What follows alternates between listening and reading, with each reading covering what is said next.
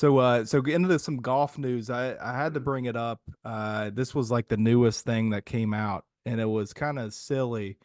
Um, they're interviewing Smash Golf Club before the new live event, and I don't know if you saw this, Chris. And me and CC were texting about it earlier.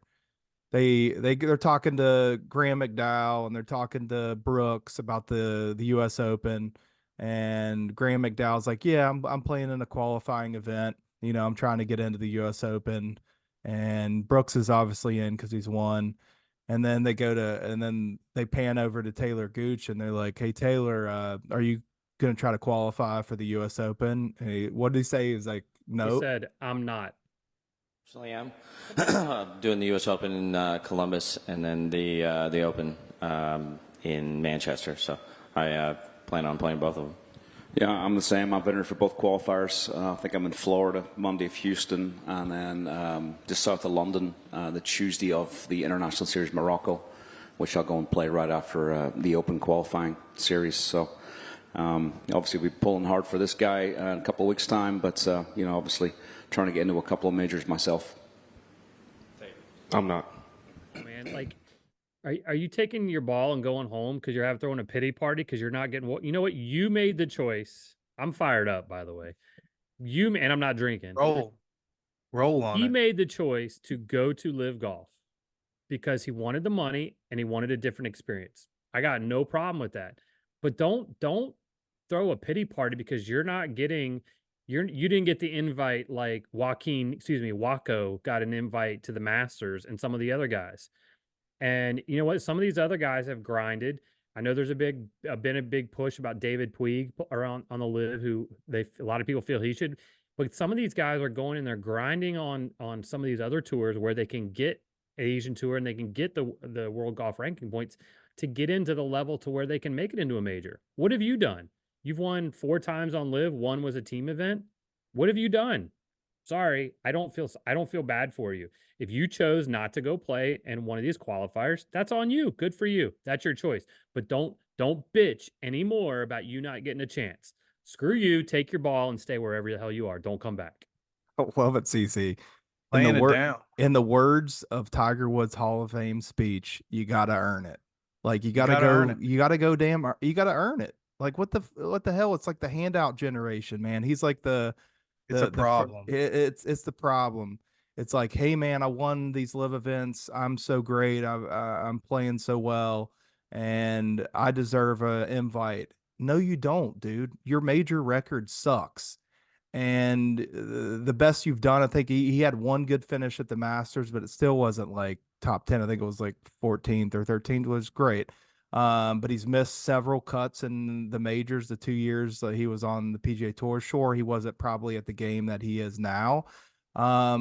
But go earn it, dude. Quit fucking bitching about it. Like I'm all in with stats. This is driving me I nuts, man. will I will say Well, one more thing. I'll say one more thing. And I don't know if there was more to the interview. But if you're just going to say I'm not and that was it, then I'm going to stick with my response. If there's something else going on and you chose not to, all right, that's fair. But give a little bit more explanation of why are you choosing not to? Did something going on that you can't do it? Or are you just pissed off because you're not getting an invite? No, he's obviously pissed off because I mean he might not. This is I'd say if there was something going on, and sure, I'll feel bad if there was something going on with family or whatever, or like he can't do it for some reason, some obligation that's bigger than golf. But I would think he would mention something like I'm not qualifying, due to circumstances. I'm not going to be able to do the fit in the qualifier. Like if he would have said that, but his response, like just the bitch, I'm not. He's just pulling the card that he just wants the special invite. Like, yeah, boy, Tiger, he getting the special the special exemption. So he the gets an the exemption Twitter because Twitter was yeah. going and got me rolling at before CC came over and someone was like, someone needs to make a T-shirt that says special exemption, and you got to wear it to the U.S. Open. Your boy's dropping it tonight. I already made one Special exemption, man. with the Tiger, tiger. Tiger's earned it though.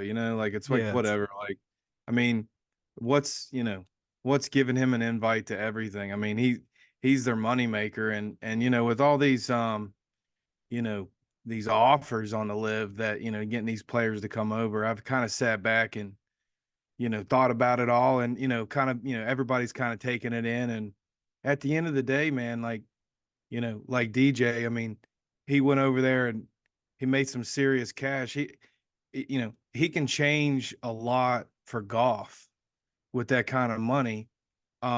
If that's, an avenue that he wants to take with his golf game. It's like these people have raised their level to a point that, I guess their stock value is where it's at. And all the hate that comes along with that. I mean, I don't really I don't really agree with it.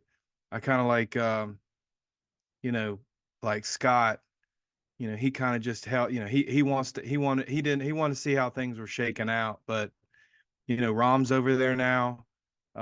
It's getting some traction.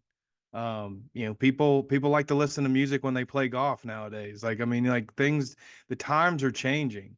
And so it's kind of nice to see something shake it up a little bit. But I am a traditionalist, and I do like, history. And, there's no better tournament than, history than the Masters. So glad you guys got to experience that. This is actually a perfect segue. Like, it's like Chris read my mind. So there is a golf, I guess I'll call him a journalist. I don't know if he's a golf podcast. He's interviewed some golfers. He's been to a couple tournaments. He's not Mark and I's favorite, but we follow him. So I'm not gonna put it out there. But last week he posted a video on his Instagram of a whole bunch of girls. I mean, they look like they were kind of at a concert with their little short skirts, and they were attractive women. And one of the commentators goes, those aren't your grannies or whatever. Funny comment. Or that's what I think he put it in there, but they said it. And you can hear the music blaring in the background, and the video didn't have any golf in it. So I literally fired off a comment and I said, is this a golf tournament or a rock concert?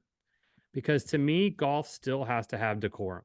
And I just went to the Masters 3 weeks ago.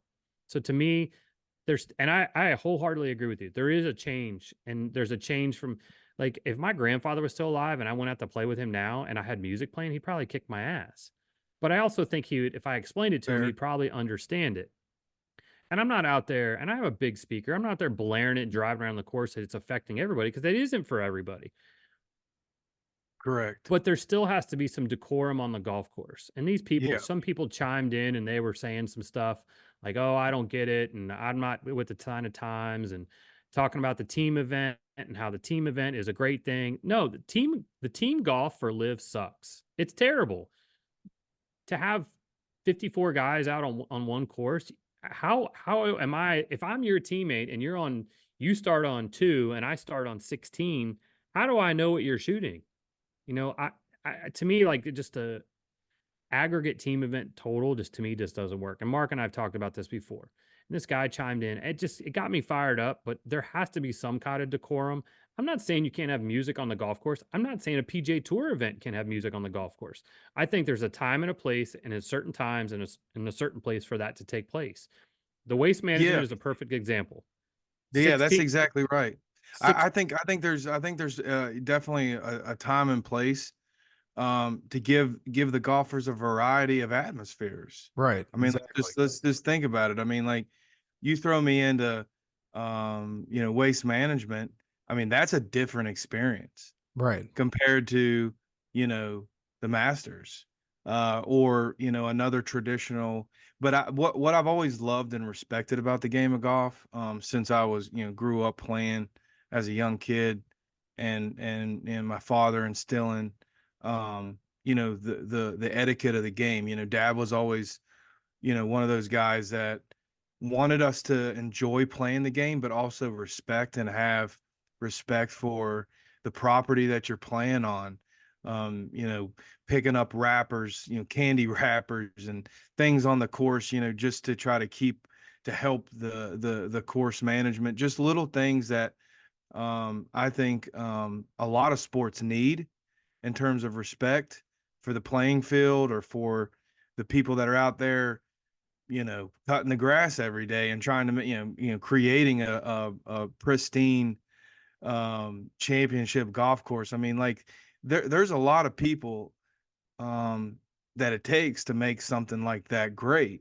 And so just being a golf fan, appreciating what people do in all aspects of life, I think is just really cool to see when you're playing a nice course, like when we go on these trips, when we when we go see the PGA, when I went and saw the first PGA at the Greenbrier, just the amount of respect I got for the hours that those guys put in to maintaining that course. So, with that being said, what I'm saying is the respect aspect of the game needs to stay intact.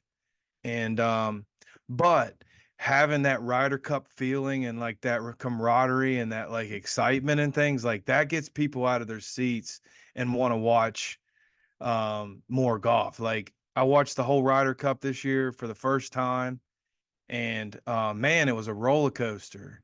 But like I said, I'm